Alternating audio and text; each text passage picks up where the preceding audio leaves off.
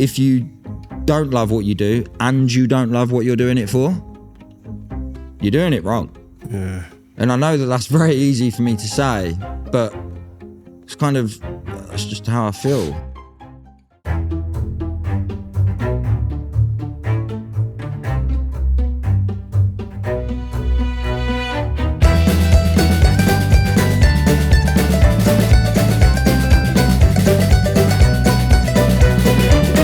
Right, this week on JobsWorth, I'm joined by Buster, a photographer. I've got to take a big breath.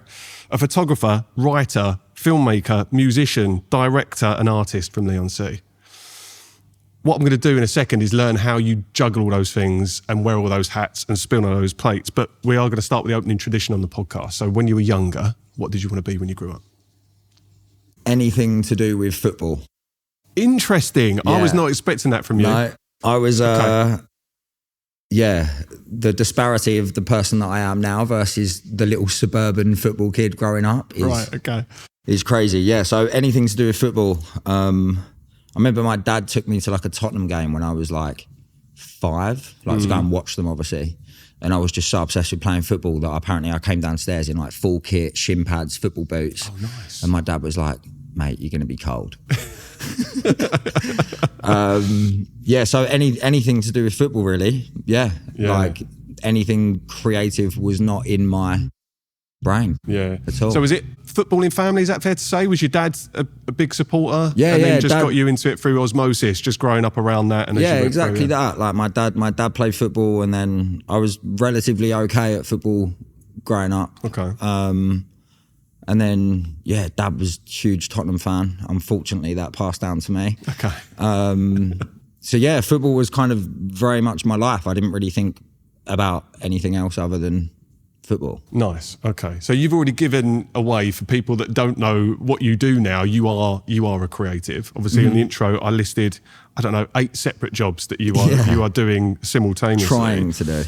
You mentioned on the form that I get people to fill out before they come on the podcast that you spend your days now doing everything you can to not do what your granddad called, and I quote, a real job. Yes. Or would have called a real job.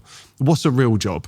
That's a very good question, because I very much consider myself to have a real job. But I think, without getting too kind of far out, I suppose, anything that involves not doing the thing that you love, but doing what you love it for, like doing it because of what you're doing it for. Okay. So, for example, I do what I love because I love doing it. I think that anything that is a real job can be defined by, I don't like this job, but I love the things that I'm doing this job for. Okay.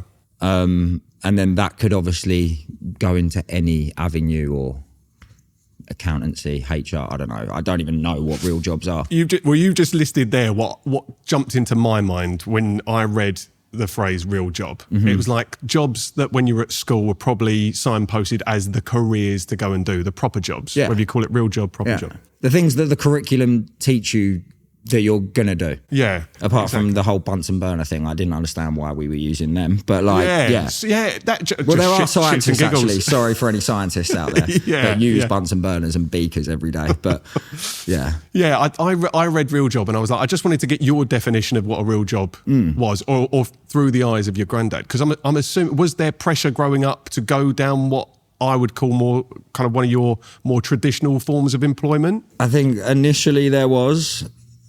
Funnily enough, I was on the phone to my mum earlier, and I was telling her that I was coming on here or whatever. And she was like, because I was a nightmare kid in school. I wasn't like a bad kid, but I was cheeky, naughty. I got bored really, really easily. Without sounding like I'm gonna inevitably sound, I just got bored in school. It was just easy. Yeah. Nothing really stimulated my brain. I only really thought about football anyway. And I was the kid that would like go down to the market every Wednesday morning, like buy a load of sweets, sell them at break. Then that evolved from like when I'd go on like holidays with my family and bring back duty-free cigarettes in year 10 and sell them to all my mates. Then that evolved to going getting like fake Nike trainers. And I remember I used to pay one of my mates to rent his locker to keep like extra Nike trainers in And so storage, you were paying for additional storage? I was paying for additional storage in my mate's school locker. Yeah. And then I remember I ended up selling a pair of fake Nike TNs to my PE teacher. And that's the ultimate goal in it, if you're going to do that. And I got an SMT for it, which is basically like an hour and a half detention. He obviously got in trouble as well. Sorry, sir.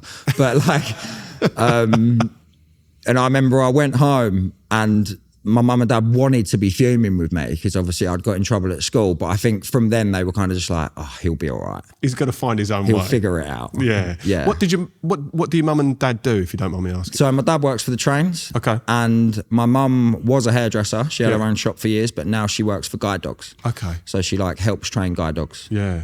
I think it's really lucky, and it's almost a privileged position if your parents can be supportive of what you want to do, regardless of whether you know what that is or not. I don't know if you feel lucky and fortunate to have had that support definitely. growing up. Yeah, my parents are amazing. They're they're the kindest, most generous people I've ever met. Sometimes I actually can't believe I'm from them, to be honest. How did they spawn me? How did you know, am I adopted? No, honestly, they're the most amazing kind of. There's obviously been like ebbs and flows of, you know, stuff's happened throughout the years where maybe I've not disappointed them as such, or whatever. But yeah, no, super helpful. Like going back to the kind of football thing, I remember I just didn't do my UCAS form on time. Right. So I went to Seek and I just did like the football academy and like sports and exercise science or whatever. And I just didn't do my UCAS form on time. And I was so scared to tell my mum, but I had a video of myself playing football on YouTube. Right. And I got an email one day from this school in the States and was like, hey, seen your video, interested in offering you a scholarship. What are your SAT scores? And I was like, I don't need to do my UCAS now. So I remember I rang my dad. I was like, Dad, like, I need to do my SATs. He did all the research. He was like, the last SAT tests that we can do are in Edinburgh tomorrow. Otherwise, you'll have to wait like another term. And I was like, I don't want to tell Mum I ain't done my UCAS. Better turn up with something better. So my dad sat on the train with me for like 7 hours. No When way. we tell this story back to my mum, we were studying, but we definitely were just talking about Tottenham Hotspur the whole time. And then, went up, did the SATs, obviously got good enough marks. And then I remember I kind of just moved to America like 3 months after that. That's mad. Yeah. Because you were saying that so nonchalantly as well. Like, I just went and sat the SATs without studying and done that. So you must have been, quote, academic. Like you must have had this kind of innate ability about you to pick up what you were listening to, if you were listening to it. So I mean, it sounds like you could have been engaged at school and then you had this side of you that was a bit more, I don't know if rebellious is the right word. Anti-authoritarian, we can say. Anti-authoritarian, yeah. Did you label it as that at that age though, or have you now come to realise that might have been what was going on? I wouldn't have wanted to have tried to teach me anything. You know, like I had some really good relationships with some of my teachers at school, which I'm incredibly grateful for. But it's just like micromanaging people. If like looking back now, I don't really see it any differently than, for example, if you had a job and you had a team of employees working for you, it's not like a one size fits all in how you would deal with them. There are some of them that you would need to be harder on because you'd get a better performance out of them. There's some of them that you'd need to be like, you know, it's not like a one size fits all, and you can apply that to anything. Like you with your guests on the podcast, me with clients that I shoot with, personal relationships that I have. There's some people where, you know, if they're struggling in their life, for example, I can be a bit harder with them because I know that will actually help them more. And there's other people where if I'm a bit stricter or harder on them, they're going to just quiver and cry. And, you know, it's... You treat people with that different level of sensitivity, and sometimes you dial it up, sometimes you dial it down. And I think that... You know, I've got huge respect for teachers. I didn't when I was a kid because I'm a kid, I'm an idiot. But looking back now, I think it's the job that anyone in sort of a nurturing role does. But I think sometimes, obviously, teachers can get that wrong. But that's obviously then looking back now, I've got such admiration for the teachers that did sort of, they knew I was talented or smart or whatever, and they kind of pushed me along in a way of like, go on, you know you can do it, go do it then. Yeah. But it's again the teachers that go out their way to realise, okay, well, how mainstream education is set up isn't necessarily going to work for Buster, but let's give him some parameters maybe. Oh, of course. And just channel him in the right direction. Yeah. I mean, to have still gone at that age where maybe that wasn't your focus, to gone up to Edinburgh, to have sat your SATs, and for that to have led to a scholarship. I mean, you must have had both something about your footballing ability, which I feel like you played down, at least the start of this, and also your ability to go and sit exams even, because, you know, that's a skill in itself, you know. So talk to me about the States then. Honestly, I just didn't really think about it. Like for me, that's because that was so long ago now. Yeah. Yeah, that was cool. It's not one of them things that I ever really sort of digested. It was just kind of, okay, this is the next phase of my life now. Yeah, it was just happening. Yeah, and it did happen on a whim, you know, and that doesn't mean that if anything, I'm more grateful because it happened on a whim. But there's been times in my life where I've kind of, you know, gone through adversity or really worked hard for something, and they're the things that I've felt strongly about. Whenever I tell this story to anyone, they're like, oh, that's really casual, or you're really like nonchalant about that. But that's simply because for me, it kind of just naturally happened that way. Yeah.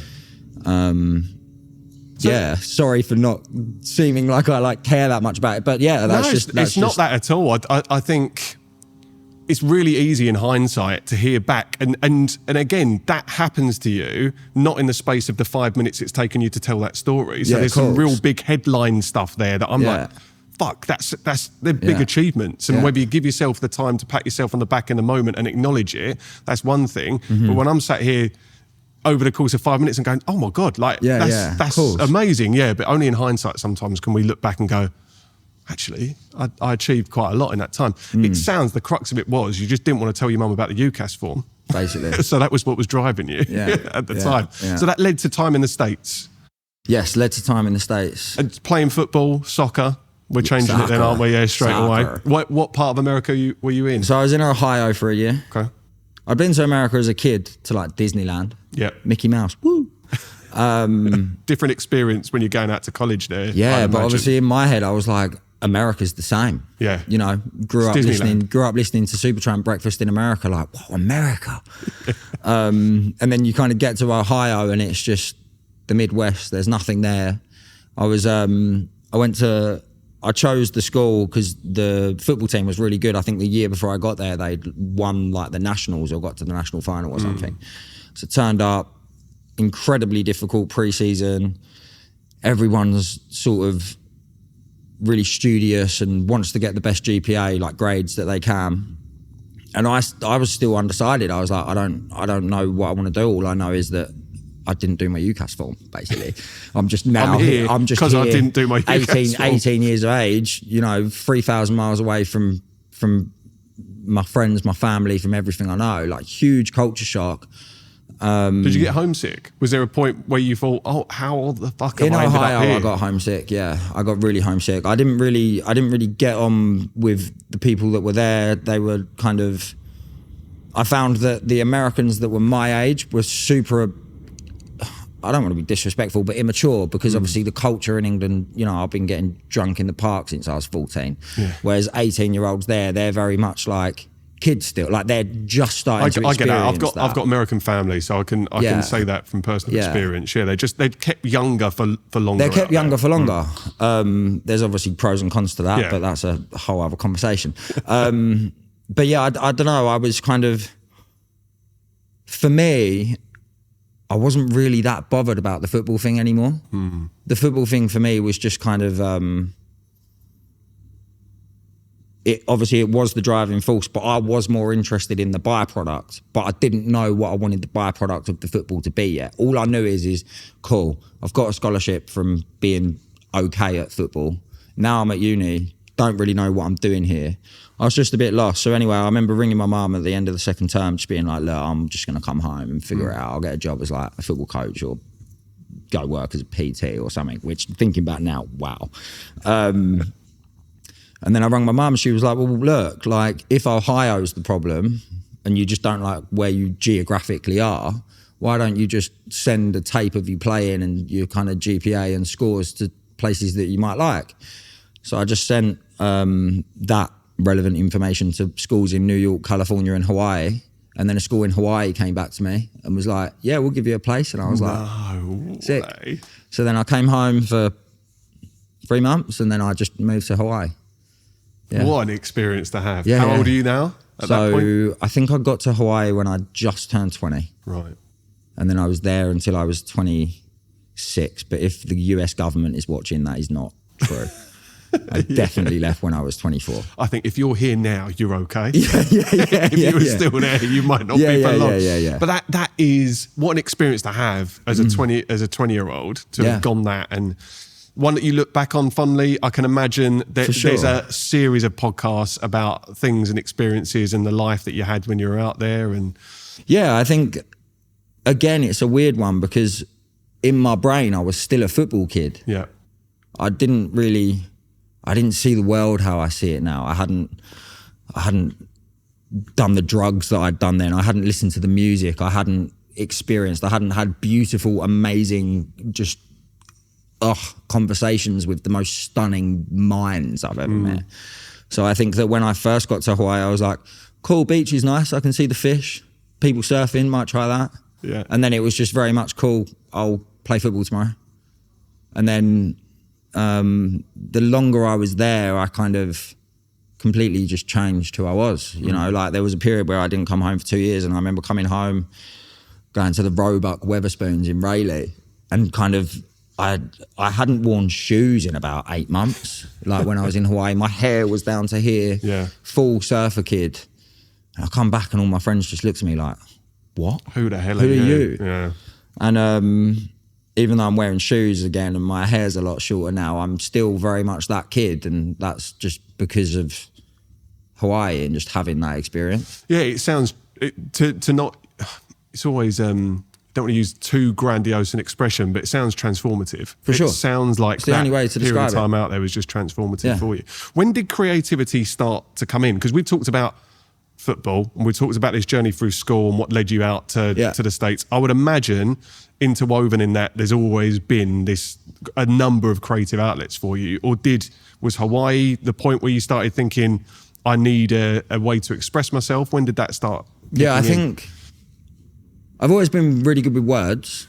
Like I've always kind of just loved the notion of like telling stories. Sorry, like growing up, reading books, whatever. But I think the first time I ever went surfing was with my friend Garrett and Dave from Hawaii, and they're both from Hawaii. Dave grew up; he's like a military kid, grew up on like Pearl Harbor, literally on the base. Yeah. And then Garrett's like a haole, which basically means like white local in Hawaiian. Went surfing with them, and I remember, I don't know if I'm even allowed to say this on this podcast, but I remember I took like half a tab of acid for the first time, and I went surfing. You can't say it. Of course you can, mate. Yeah, just share whatever you want to do. I remember I took half a tab of acid and I went surfing, and I obviously didn't know what the hell I was doing. I was just terrified of tiger sharks the whole time.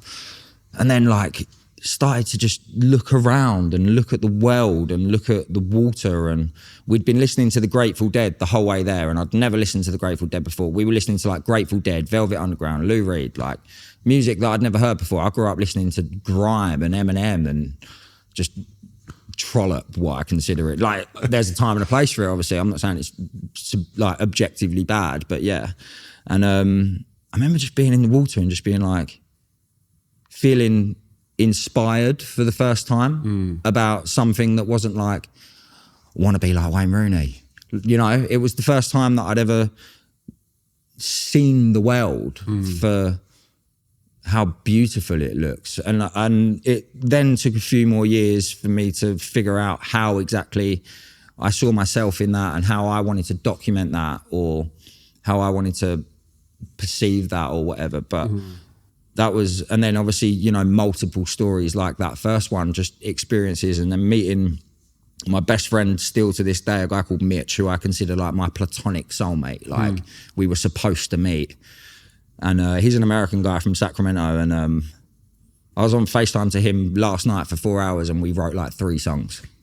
I was just there in my room on the guitar, and we were just like, oh, this would be cool, do this, like play the F, play the C, like, you know, just meeting these people and obviously being in such a beautiful, inspiring place anyway, just kind of makes it easier to want to tell stories. But in terms of actually figuring out that it's possible to do for a job, so I double majored, so I'd already kind of figured out that I wanted to write. I wanted to be a journalist. So about 2 years into uni, I was like, I want to be a journalist.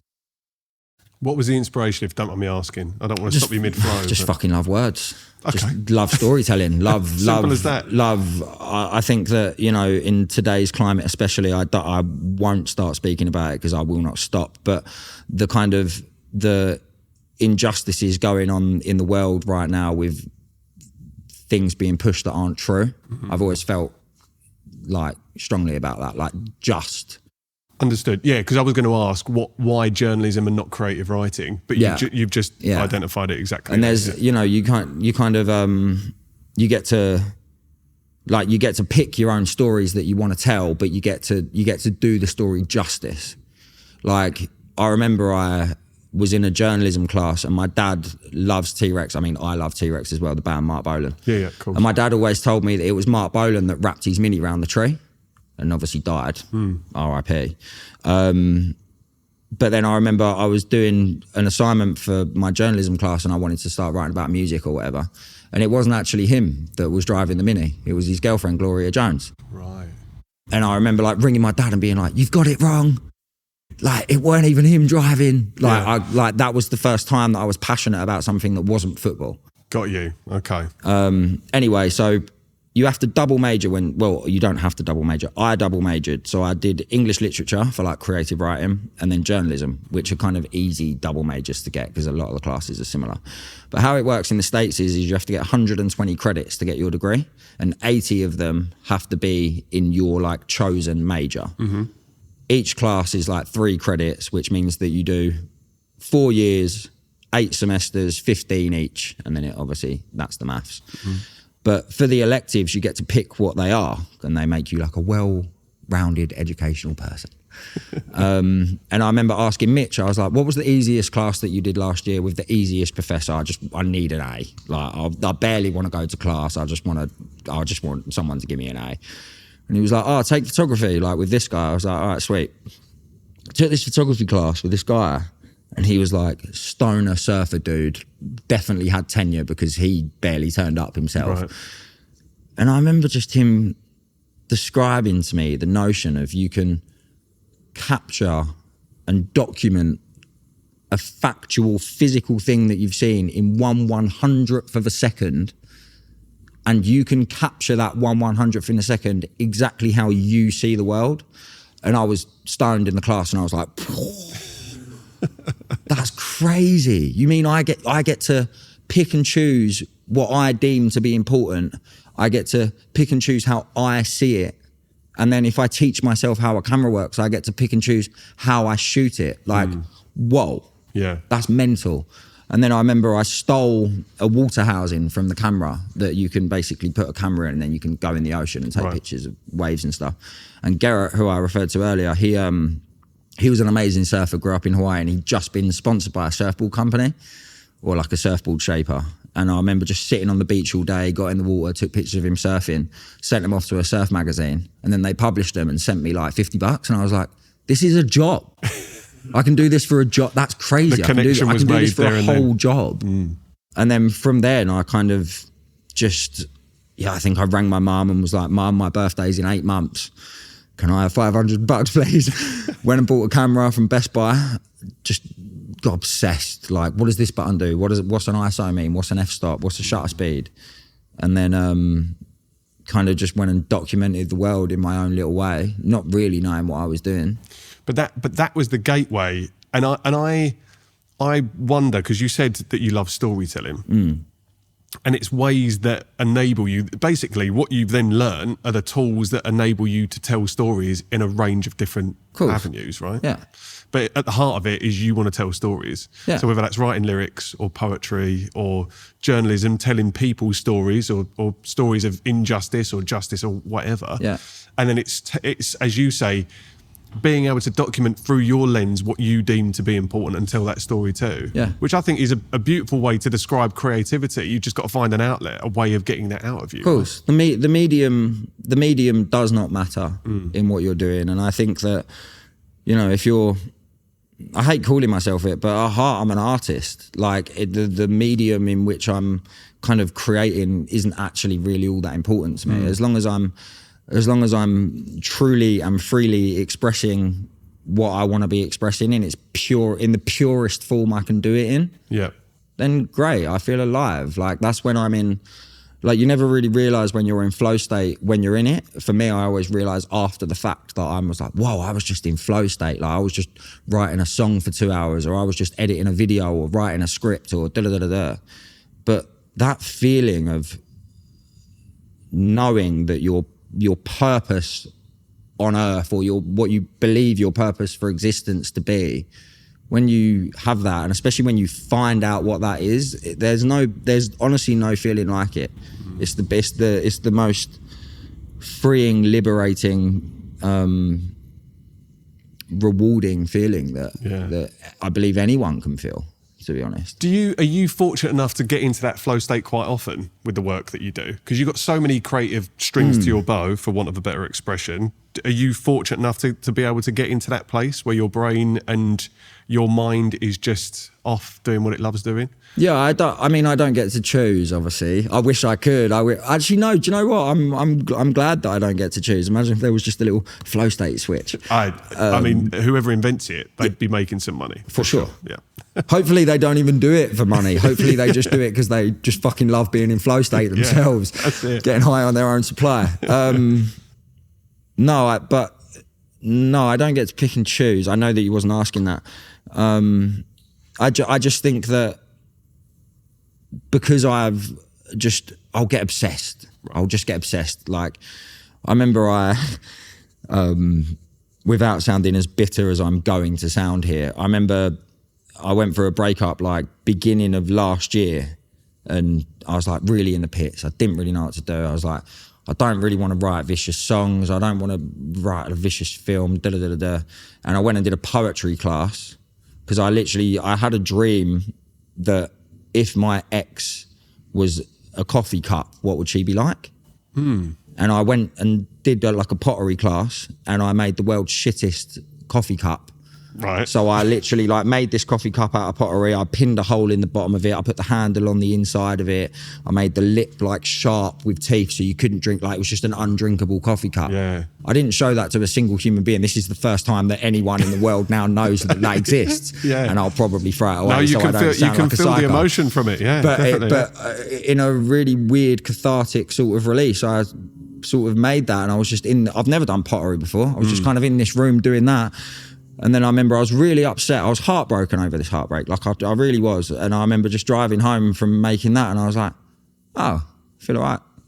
I wasn't like over it instantly, but I felt much better. It was cathartic to allow yourself to go and do that. Yeah. There's a physical manifestation of those emotions in an art form. Of course. And I think that where I am really fortunate and where I am really lucky is I get to do that for my job.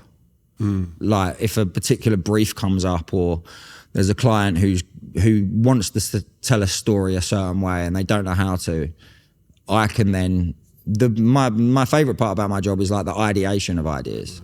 It's kind of like, cool, you want to say this, here's how I think we should say it. And then kind of going into that state of mind is, like who doesn't love thinking of cool stuff, you know? I think being able to support people with the concept and coming up with that idea is it can be undervalued in a lot of ways, because some people will come to you with a concept and think it's fully formed and fully fleshed out. And well, if you're receptive, if you're open to hearing what I've got to say, maybe we can tweak it, maybe we can iterate on that and make it something, collaboratively even better. Yeah.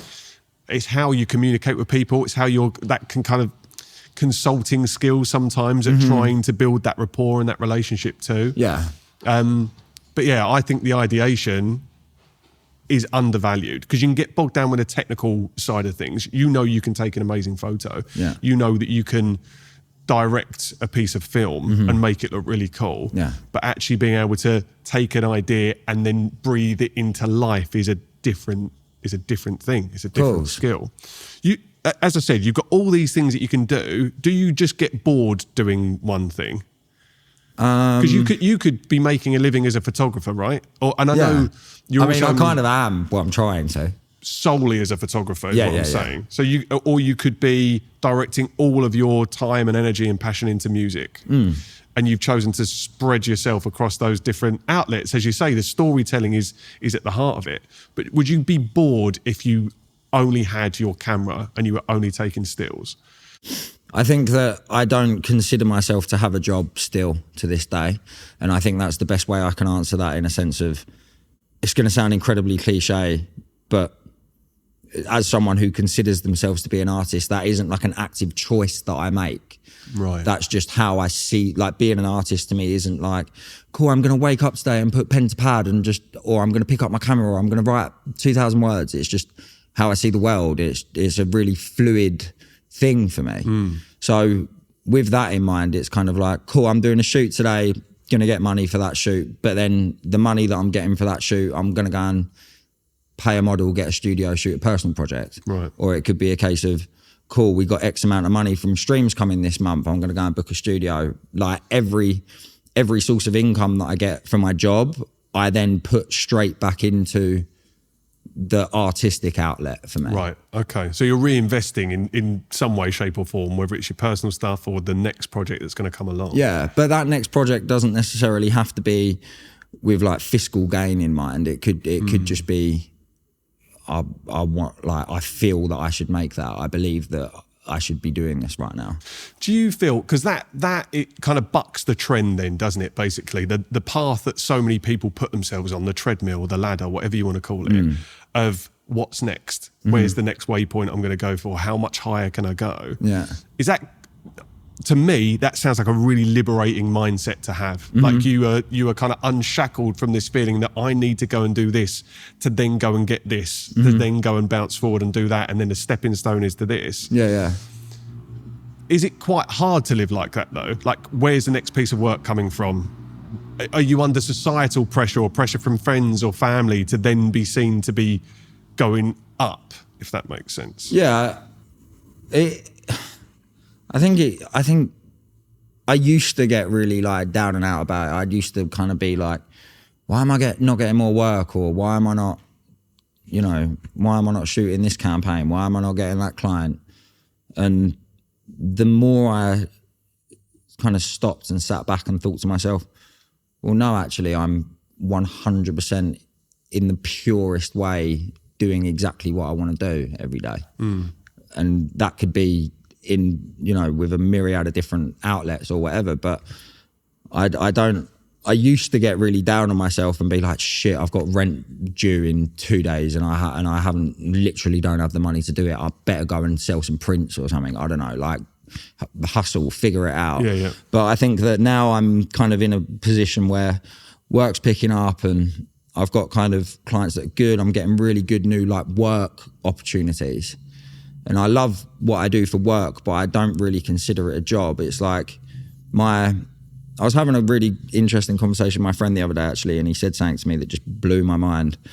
And he was like, there's two types of artists. There's artists that create for the masses, and there are artists that create for other artists. And if you don't know what one you are, then you're probably the first one. Right. Because I heard him say that and I was like, well, I'm the second one. Right. Like in what camp you fall in into. its purest form. Like, and I'm not saying that to try and sound like, oh, I'm so inspiring, because I know that I'm only really probably inspiring to myself most of the time.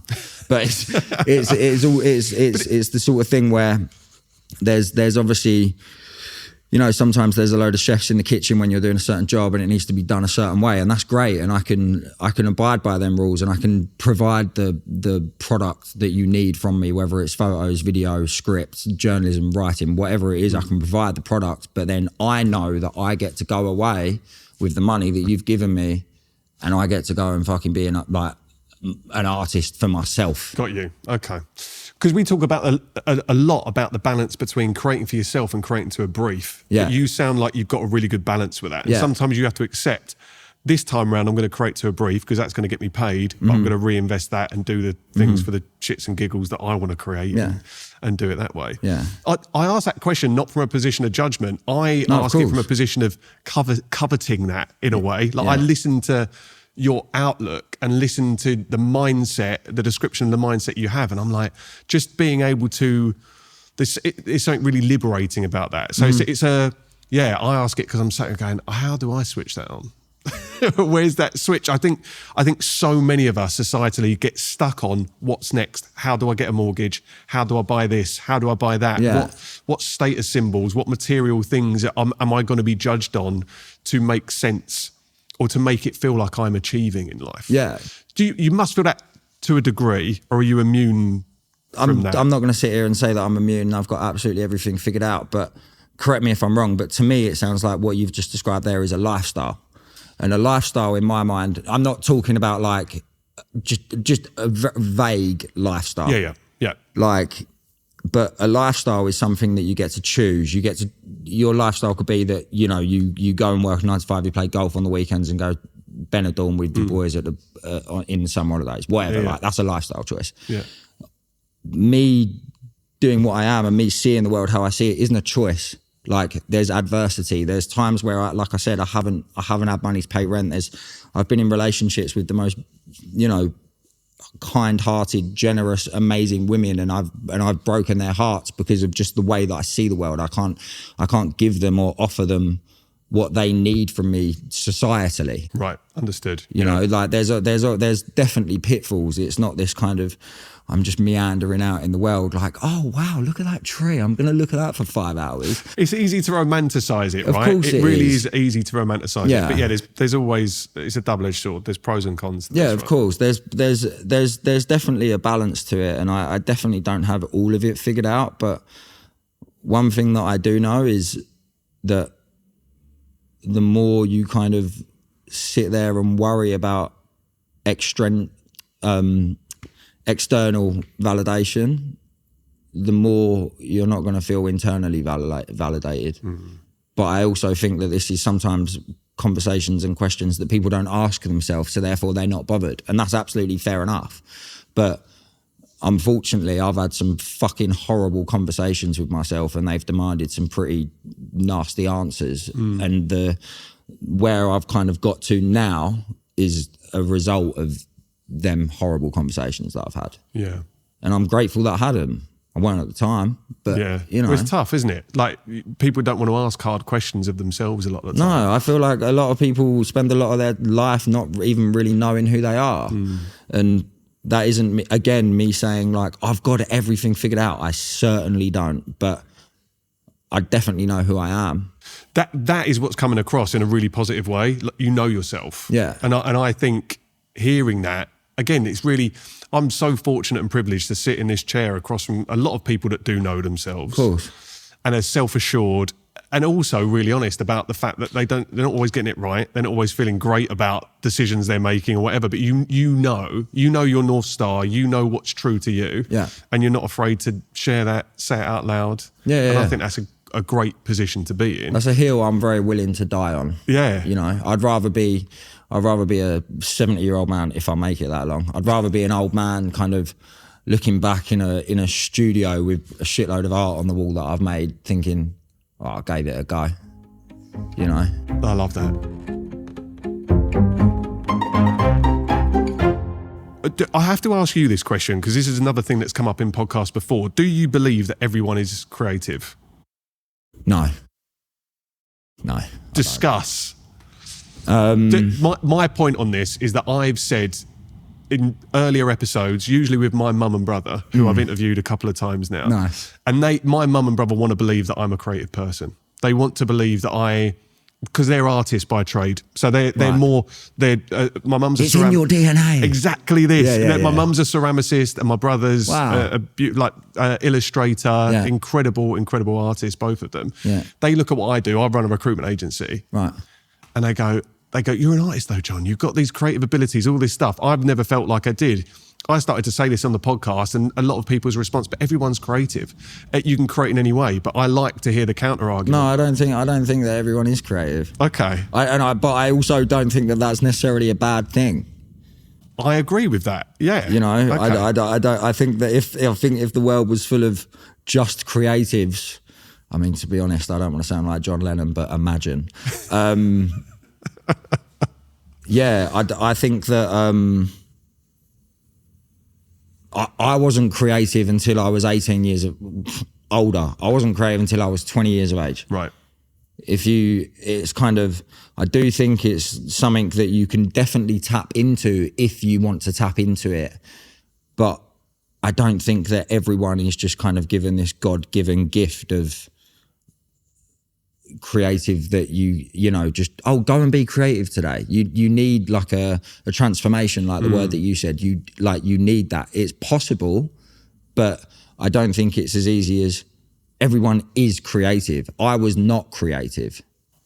Are we also mixing it up with talented as well?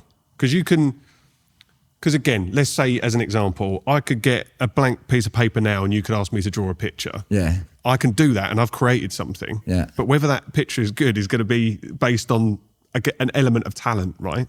Yeah, it depends. I mean, yeah, it depends how subjective everyone's feeling. Well, that's the other thing, isn't it? Yeah. So creativity in itself is subjective. It's through the perspective that you're viewing it. Like, trust me, my accountant, very creative man.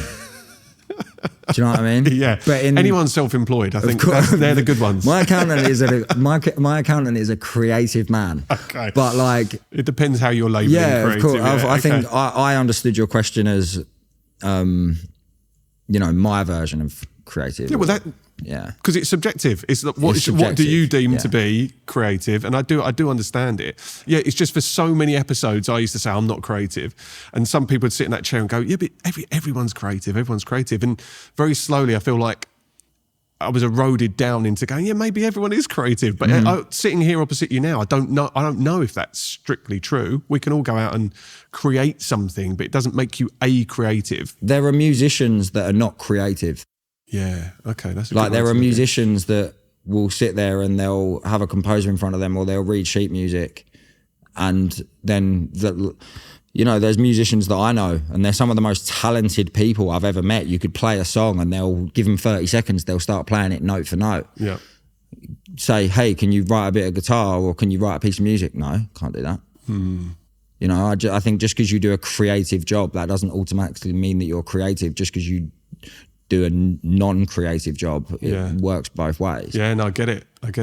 It all depends on the definition, doesn't it? Of course. I know 3 guitar chords. Well, that's a lie. I know 7. But like, you know, with them 7 guitar chords, I've written the music for 50, 60% of every song we've ever written. Yeah. And then I'll take it to the band and then they'll turn it into, you know, something way better than my WhatsApp voice recording that I've sent them. But do you know what I mean? I can write a song. Well, having spent, and I don't want to blow smoke up your arse, I've got a tendency to sit here across from people and you might, and previous guests might have thought, oh, John's just saying this to be nice because he's sat across. I've spent the last 3 days listening to your stuff. I'm so sorry. Mate, it is genuinely so good. And it's when, again, I've been introduced to your music by virtue of you coming on the podcast. And I think it's an amazing, honour's a big word, but it does feel like having that entry point and being introduced to something that makes you feel something. I'm very lucky to have done that. We've had other people in bands that have come on. Rob, that's in Ruskin. Yeah, Ruskin. Great guy. I mean, honestly, that just affected my life. Like his stuff now is in my head every week. That's amazing. So it was just, so when you're talking about only knowing 7 chords, but that gives you that ability, that gateway, again, to tell stories and have something to put your lyrics to, which are beautiful. Thank you. I think that's an amazing thing. So I'm not just saying it because you're here. You walk out the door, go, Buster, shit. Like, it's just shit music. But honestly. That's what I say to myself when I walk out of places. It's just beautiful. I rate it so highly. Thank you, mate. That means a lot, honestly. It's amazing that you put it out into the world. Thank you. I wish more people heard it as well. This is the thing. Yeah, of course you do. Yeah, but I think, again, and it's not, you get an idea of streams and the numbers are good, but you think this needs to be out on the same platforms that other people have, you know? Yeah, no, thank you. That means a lot, mate, honestly. But again, kind of going back to that, like, I'd make it anyway if no one listened to it. I've got that impression. And I know that sounds, I haven't used this word since I lived in the States. I know that sounds corny. Right. But like, I would. You know, there was a kind of coming off of music, but hammering down the principle in which I'm saying, I had an Instagram before with like 10,000 followers, and I deleted it because I was like, there's 10,000 people. I don't know 10,000 people. This is freaking me out. And I remember the year that I deleted it, I started a WhatsApp group with like all my closest friends. And whenever I wanted to upload something on Instagram that I'd taken a picture of, I just put it in the WhatsApp group chat. Right. And then it was kind of like my own little small community of Instagram Yeah, stuff. you were curating something. Yeah. Okay. And then like, but that year that I didn't have Instagram, I probably shot more work that year that, looking back, I shot it like, this was like 4 years ago, so it probably wasn't as good now as if I was doing something like that now. But there's stuff that I shot that year that will never see the light of day. Like, people will never see that work. And it's not because I don't believe it to be good. It's just like, well, I shot that for me. I did that because I wanted to do that at the time. It's like the coffee cup. Yeah. No one's ever going to see that. Yeah. Especially after I've told this story, I'm going to throw it in I feel the like we sea. now need to see a picture. Just send it to me. Yeah, I don't even know, because you'll put it, you'll upload it. I promise. I'm going to go home and lob it in the ocean. We'll put something in writing. Yeah. We'll just pixelate it. We'll just get a picture. We'll just get a picture of the coffee cup and just pixelate the whole thing. Could be dangerous. You got some pretty original ideas of self-promotion. If anyone's watched some of the videos you put out there, I love it. Like, there's I just think they're really unique and original ideas of how you promote things. But I guess you can't escape social media. Of course. It's a huge way of getting out there, in especially with the creative outlets that you've got. Yeah. So what is, I mean, you've already alluded to this because you said you deleted an account with 10,000 followers, but what is your relationship like with social media? It's definitely improved. Okay. How did you get it to improve? I stopped looking at everyone else's Instagram posts, and I just focused on how I can use this platform to benefit my own work. And I know that I sound like an arsehole saying that, but first reason is because obviously we're living in a world where you can consume so much media every day. It is impossible to be 100% original. Of course it is, but I found myself falling into a trap when I was just consuming media all day. I found myself falling into a trap of just shooting stuff that I'd seen. And I'm not saying that even all of the stuff that I work on now is 100% original. It might be like an idea that I saw and then I'm like, cool, how can I do my own spin on that, for example? And then the other thing that was annoying me about social media is genuinely, I actually think this is going to take a turn. It's genuinely detrimental to people's mental health. Like, for sure it is. You know, there's times where I've been struggling, or there's people that I know in my life that I consider them to be like strong, beautiful, powerful people. And I know that they're looking at someone that's just posting 10 Instagram stories every day on holiday, or how much work they're getting, or what restaurant they've gone to. And it's impossible to not put your person consuming that down.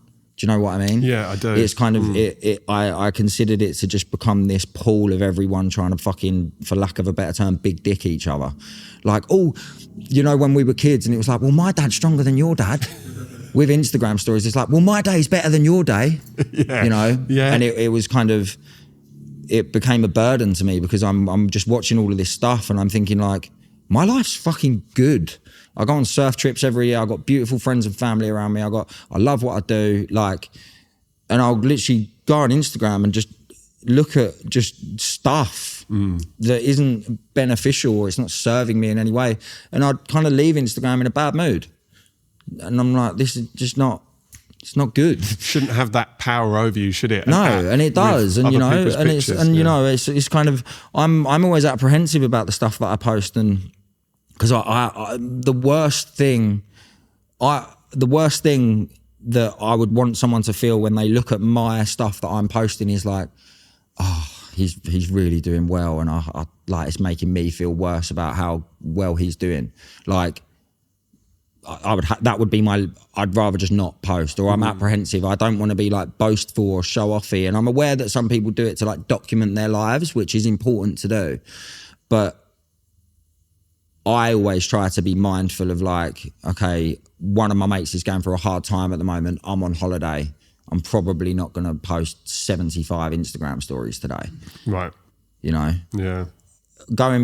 Sorry for the tangent. No, I love it. Going back to the work side of things, I've definitely changed my relationship with it, because it's fucking people that found me through music. And then obviously I just started like the garden, which I'm trying to build up to be like a whole production house. Literally, I would get messages on like Busting the Pigeons like, oh, what photographer and videographer are you using, man? I'm like, what do you think I do for a job? Yeah. Like, this is my job. Yeah. Like, this is actually how I earn money, because musicians don't make money. And then I kind of was like, right, I'm just going to use this now as an asset and a tool to kind of just be essentially front of house for the portfolio. Right. So if I'm now sending an inquiry for a DM for a job, say someone's posted like, need a photography assistant, need a whatever, and I'm sending it from my music account, like, this guy sings, he probably can't hold a camera. Right. Whereas now I've kind of changed my relationship, and I've tried to be a little bit more, I'm trying to imagine Instagram as like a front of house for everything that I'm kind of doing. To come up with some wanky sales terminology, it's like a funnel basically, isn't it? Like if you've got people interacting with your content to then go down that funnel and find out more of what you do, of course, it's not a bad position to be in. But when you, look, I don't think anyone can do anything now, especially if you're self-employed, without some form of social media. Of course. I mean, you can, and good on you if you're making money so doing harder. it. But it is so much harder. You're shooting yourself in the foot. But having a good, healthy relationship with it, again, is really hard. But if you can get there, what a great place to be. Yeah. But again, ebbs and flows, right? Ebbs and flows, of course. Sometimes I would imagine you find yourself getting dragged back into that pit of comparison being a thief of joy, and maybe you're a human being, right? Yeah, for sure, 100%. Like, you know, I find that I'm one of them annoying people that most of the time when I'm explaining something to someone else, I'm actually trying to explain it to myself as well, you know, which I don't think is necessarily always a bad thing, but sometimes, like, I've never done anything like this before, and even just talking all of this stuff out, I'm like, in the back of my head, I'm like having a whole other conversation with myself. Like, oh yeah, you know, like, and I think that, the relationship that I have with social media now is just way more laissez-faire, and I'm not as bothered about it. Yeah. It's just cool. This could get me a job. Even if it doesn't get me a job, if I pitch for a job, someone's going to see it. Yeah. And also, you know, I'm fortunate enough, and unfortunate enough, whatever way you want to look at it, because I'm doing so many different things. I'm trying to kind of 360 and point everything into something else. Yeah. Like, if someone found me because of I did a shoot at the Houses of Parliament in like November last year for Berkeley care homes. They were like meeting MPs and stuff. And the art director of Berkeley Homes come up to me, and she was just like, I've been listening to your music all night. Because obviously she'd seen it like through Instagram. She was like, honestly, it's so good. Like, I'm such a huge fan. I was like, oh, cool. Like, social media did that. You're right. Yeah, exactly. You know? And that's some of the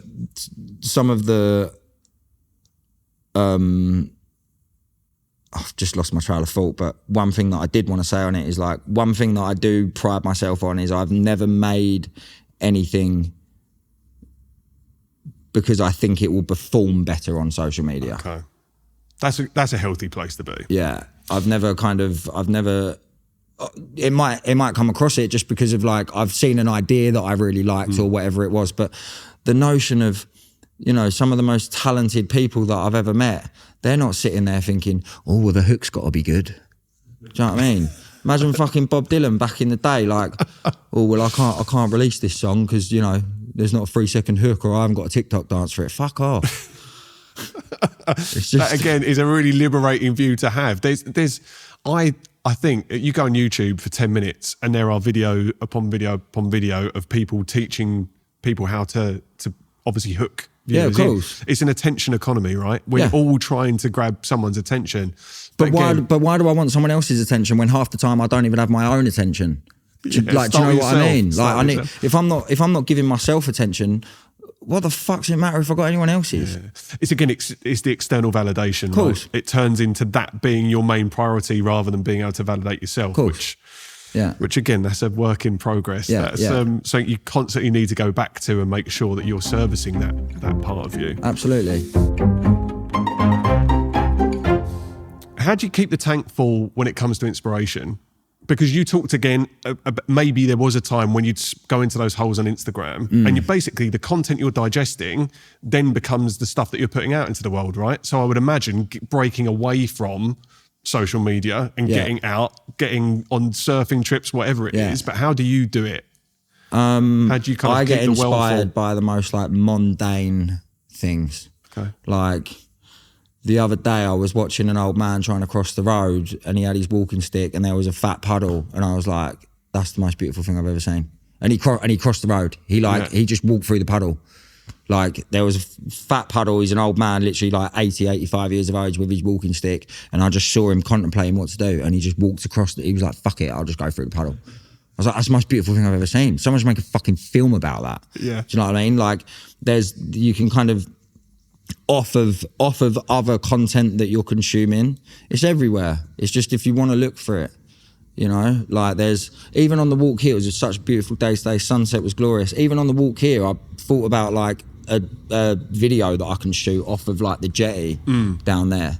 Like it's everywhere that you want to look. And it also just depends on what you want to say, right? Like when I've been in pits and depressed and, you know, like I've been in holes in my life before, which is important not to shy away from. I certainly have, you know, had some very testing times, like in my own head, like nothing, touch wood, too bad's happened, but like in my own head or whatever.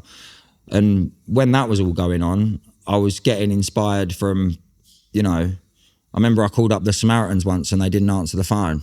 Really? And then I just went and wrote a song about it. Sweet. That's like, that inspired me. Like that's funny to me. And I'm not talking down or trying to kind of shy away from the importance of that subject, but I literally was on the phone to Samaritans and no one answered. And I was like, that's hilarious. And then I just went and wrote a song. And then I was like, oh, okay, I don't feel tip top again, but I feel way better. Yeah. You know, like inspiration's absolutely everywhere. It just depends of if you know what you want to look for, I should say. Yeah, it's opening yourself up to it and being receptive. It's allowing yourself to be vulnerable to the world in a way. That's a really good way of describing it. And that doesn't need to be like really morbid or sad or touchy subjects. It's just a case of like, don't be scared to express an idea. Don't be scared to kind of say something that you think is a bit weird or kooky. Like, you had the fault. You know, you've lived for however long you've lived in life for. You trust yourself as a human. You trust yourself to wake up, brush your teeth every day. What, you're going to have a thought that you think might be a good idea and not voice it? Why would you not? Why would you not jot that down? Why would you not try and take that, remember it, and then it might manifest into a even better, bigger thought in a few weeks' time? That's just how anything happens, whether it's business, art, anything.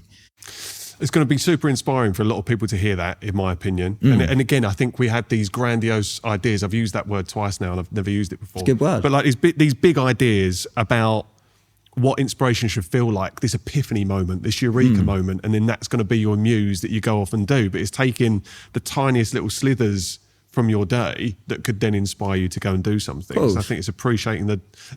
This is going to sound really cliche, but it's appreciating the little things as well. Cool. I think. But inspiration can come from anywhere. Like Bob Dylan's got a song called Hurricane, which is about like racism in the 60s.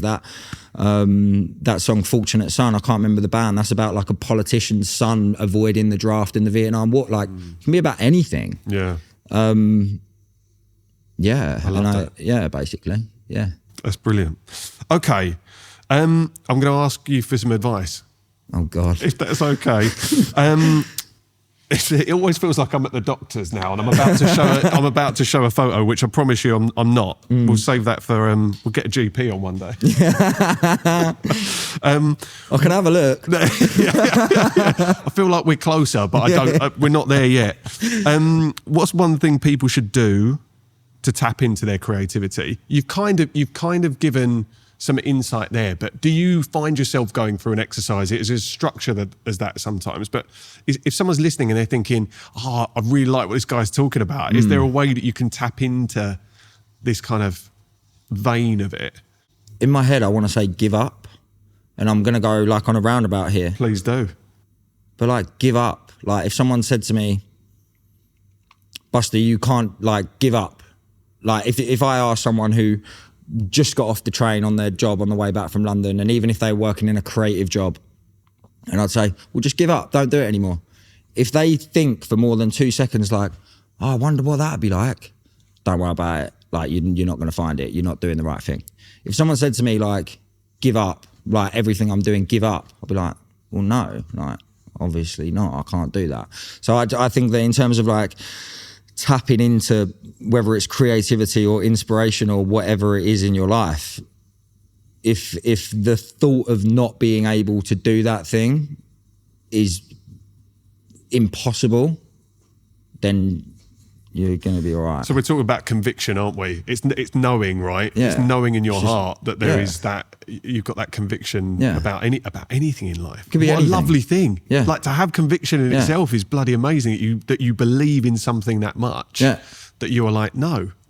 And where, fuck off. I don't want to give up. Yeah. Just like, I would like, what else would I fucking do? That I think I've never written a CV. My entire life, I've never written a CV. I wish I'd never read a CV. Yeah. Unfortunately, I've read too many CVs in 14 years. But yeah, I think... Can you write me a CV? No, Buster. I wouldn't. Buster, address, artist, send. There you go. That's it. Sounds like it's all you need to do. Yeah, and then just your social links. You're fine. Yeah. You're fine. Not even that. Just fucking bit of A4. But I'll handwrite the artist. Fuck the Times New Roman off, mate. That's gone. Just handwrite it. See who comes back on it. But no, I think as an exercise to go through, because obviously a lot about this podcast is trying to inspire people that are sat there on the fence knowing something needs to change. Yeah. But asking yourself or saying that statement that as a manifestation almost, give up. Give up. And seeing in your heart of hearts how you react to that. Yeah. I think that's a great, there's your takeaway straight away. Yeah. Press pause, go and do that. If you're doing a job and someone said to you right now, well, just give up, don't do it anymore. And you think for more than 2 seconds, ooh, fucking give up. Like you're not doing the right thing. Yeah. And by the way, I'm not trying to just spike the unemployment rate in the country. Mass resignation. Just it goes back to what I said right at the beginning, which is like either love what you do or love what you're doing it for. Because I'm fortunate. I love what I do and I love what I'm doing it for. So I am incredibly fortunate. And you know, there's, like I said, there has been months previously where I've got rent in 2 days, and I'm just going to try and sell some prints, but I've got to go to IKEA, buy frames, go to a print shop, which means I'm spending more of my rent money. Hopefully I'll sell more prints to make rent. You're still living in a world where you have to pay bills and you have to use money to live. Of course. So there is a degree of having to fit into that but format. in terms of if you don't love what you do and you don't love what you're doing it for, you're doing it wrong. Yeah. And I know that that's very easy for me to say, but it's just how I feel. But some of the advice that we get on the podcast it sounds really glib, and it sounds like exactly that. People listening or people watching go, well, it's easy for you to say, but it can be as simple as that. When you reverse engineer it and stop overcomplicating it, sometimes you do have to ask yourself some really base, simple questions to get to the answer, and then change can happen. But it's also bloody terrifying for people to ask themselves, we might have listeners sat there now going, give up. Yeah, no, I could actually do that. Yeah. And then it sparks this thing, which is what we're about. Yeah. So I love it. Personally, I'm sat there going, fuck right. Don't just give up, like slob on the sofa or eat pizza off your belly, but like... just slowly atrophy in a corner. Yeah, or just like, you know, I think that if you've got one of them two things, if you love what you're doing it for, say you got beautiful kids at home or, you know, you're saving up for a house or whatever, like you love what you're doing it for. Yeah, got you. But if you're in a situation where your job is absolutely killing you, so even when you get home from it, you can't really enjoy your life. You know, this is basic stuff. We're just talking about work-life balance, really. It's just a case of if it's worth doing it, do it. And if it ain't worth doing it, then respectfully, like, what the fuck are you doing? You know? Perfect. In the most respectful way possible. Like, what are you doing? Yeah, that is perfect. And again, I just love yeah, it's just transparent and honest. That's what we're looking for. Then I think that's fantastic. Okay, I think I know the answer to this, but do you recommend trying to make your passion pay? No.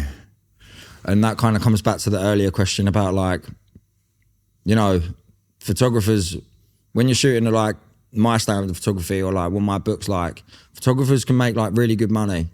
But if I just had to do that as a job, like that is one of my passions. But if that was just my like job, I'd fucking hate it.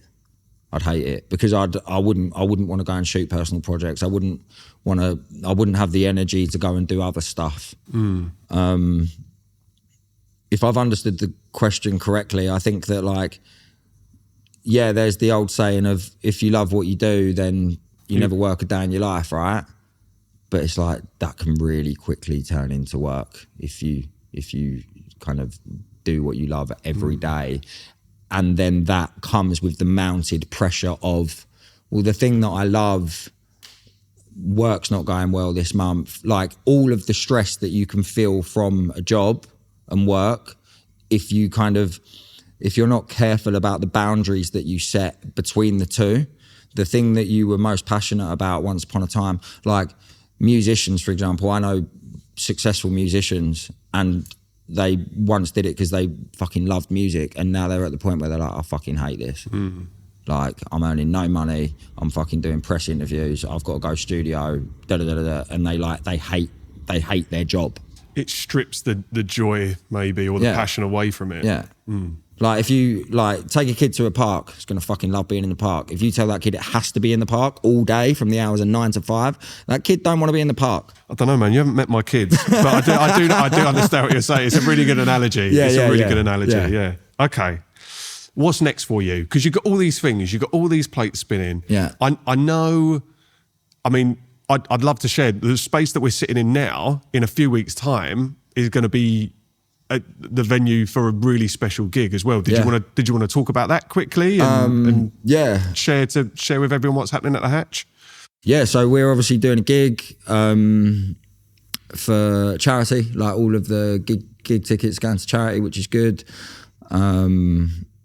We've made a new album, which is good. We're like desperate to put it out, but there's like bureaucracy stuff going on, which hopefully is going to be a good thing as to why we can't put it out yet. Okay. But obviously don't want to speak too much on that in case it doesn't materialize.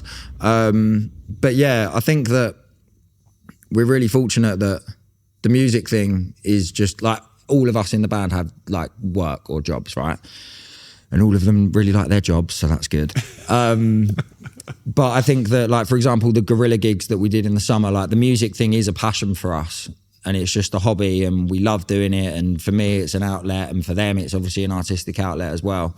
So like, for example, the Curly Bridge gig that we did, like we could sit here and try and get bigger venues that we'd probably sell tickets to and try and make money, but there's no fucking money in music anyway. So I'd rather just put something on for the community that's great, like everyone can come have a good time, it's going for a really good cause, and we don't have to worry about we have to sell a certain amount of tickets, or we don't worry about we have to sell out this venue because it makes us look really good. Like fuck all that, we love making music, we love playing, we're just gonna come and play. Yeah, that's amazing. Basically. And from a commercial perspective, the stuff that does make you money, where are you channeling your efforts and your energy now? Obviously, you've still got all of these creative outlets, but what's next for you from that perspective? So I'm actually trying to kind of scope out. I'm very much at capacity in terms of just stretching myself thin. Like I'm trying to keep on top of everything that I'm doing.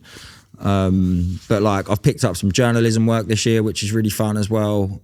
Going back to that earlier dream that you had I about literally at the beginning of the journalism. year I was like, why am I not doing journalism?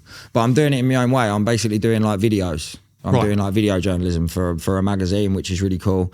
But in terms of like my own personal venture, I'm basically trying to scale up Buster's Garden, eventually call it The Garden and turn it into more of like a production studio place. Okay.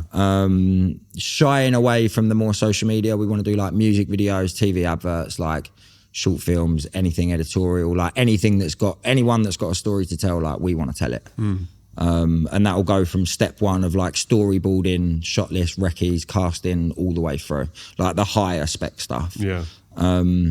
There's a lot of really good content creators in the world, and it's a really oversaturated market. And to be completely honest, as good as I am at it, I can offer more value not on Instagram. Okay. I believe. Yeah. Well, I'm excited to see But it also, take if shape. you're on Instagram and you need a photographer, let me know. You've got to plug it. You've got to plug it straight down the barrel as well. Is what I appreciate. Right, we're going to play a game. This game is called Buster or Bust. So what I'm going to do... Love it. You don't know what it is yet. Maybe you are creative. I don't know. Well, thanks. I'll take that. title. I'll take that. So, but yeah, I mean, the game would not connect with it at all. But Buster or Bust, we'll just lock the title in. So Buster or Bust. So I'm going to read out some lyrics. Some are yours. Oh, God. Some aren't. Okay. So you're going to have to tell me, is it Buster or Bust? Okay. Now, there are extra points. You're going to be point master, Mike. You're going to track this because I can never do it. I can't host the podcast, do the game, and do the points. So yeah, probably. So there are points. Yeah. So you get points for getting Buster or Bust right, and then if you can tell me the artist or the song title of the other lyrics, you get some bonus points as well. Okay. We're going to move through these quite quickly, and then we're going to do the closing tradition. I'm scared because I can't remember my own lyrics. It's fun. This is what I was hoping for. It makes it more fun. Okay, are you ready, Buster, to play Buster or Bust? As ready as I will be. Okay. Question. I'm not going to number them because it's not good for social clips. Right, okay. I woke up today with this feeling that better things are coming my way. That's not me. No, that's 5. Get on up. I've been feeling really pretty lately. That's me. That'll be the day. That'll be the day. So it's Buster. Yeah. Okay. Buster. Oh, there you go. Sorry, Buster. No, it's fine. Bust. It's fine. We can warm up. We've got a lot of these. Okay. There's no need to hide if you're into me because I'm into you quite intimately. Bust. That's Bust. Any bonus? There's bonus points. Olivia Dean, easy to fall in love. Terrible lyrics. Okay. Okay, yeah, I know what you're like, Mike. You want to interject, but you can't. This is Buster's game. I take a train again away from shame and blame the city pain to see a friend I hadn't seen since I was drinking underage. Bust. Yeah. No idea. Jamie T, Sticks and Stones, that one. Oh my God, of course it is. I punched all the lights out, I'm scared of the dark. That's Buster. That is Buster. Punched all the lights out, scared of the dark. Meaning of life? Meaning of life. Nice. Yeah. Are you keeping score? Fantastic. Okay, I was sat up on the train staring out the window at the rain. Without the cadence, this is incredibly hard. Bust. That's not me. Okay, that's Loyal Kana, Ottolenghi. When you're saying it, I'm like, duh. I would never know, just so you're aware as well. I'm saying it with confidence. Can you try and sing? I know, that's what I'm trying not to do. I'm trying not to do it completely. You have no idea how much I was holding back on 5. Fair. Okay, and I've been thinking far too much. There's time to kill, but time is all I've got.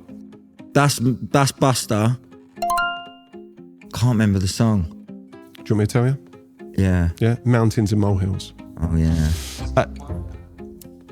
Yeah. I don't think I should get a point for that. Well, there you go. I should know my own He's song. refereed himself there. Yeah. You know it doesn't make much sense. There ought to be a law against anyone who takes offence. Bust. Don't know. That's Stevie Wonder. Happy birthday. I thought that was a real curveball. I didn't know it started like that. I didn't know it started like that. When I read the lyrics, I was like, what sort of birthday party is this? Yeah, I know. Anyway, I haven't got any money, ain't got too much of anything. That's Buster and the Pigeons from Speed in a Slow Car. Nice one. And that lyric still rings true today. That's one of my faves, man. That hit. I love that. I love that song. Thank you. You'll rearrange the stars, but the cloud will cover your feelings. That's Buster. All my favourite musicians are dead. Yes. Nice. We're on a roll now. If nothing lasts forever, babe, then can we make a start? That's not me. Bust. Okay. And I don't know. That's Mumford & Sons, The Cave. It's not actually Mumford & Sons, The Cave. That is Mumford & Sons, Rubber Band Man. I put the wrong name down, but I know the lyrics. I'm always wondering what it would be like to die. She asked me why. Bust. Yeah, any guesses? Paolo Nutini, Through the Echoes. See, I know all of these songs. I just feel like It's all I right. feel so silly. It's okay. You just get your ones. Yeah. I sound like an arsehole. Let's spend the night together in my room. Bust. I hope I didn't write that. No, it's Venga Boys. Boom, boom, boom, boom. Thank God I didn't write that. Kissed you on a bus today. You look like you liked it. Buster and the Pigeons don't even like Monet. That's my favourite. I texted you that the other day, didn't I? Man, that is just a banger. Yeah, okay, that's a point. No, it don't hurt when it rains now. Learnt my lesson at the same time. Bust. Yeah, that's Jungle, back on 74. You interject. I feel like I don't want to say it before I've given you a chance to answer, but if you know him, you just dive in. We've got 3 more, so this is nearly over. You make me feel just like an ocean, restless and open. That is Sun Trap Diving. Yes, it is. Which did you get that?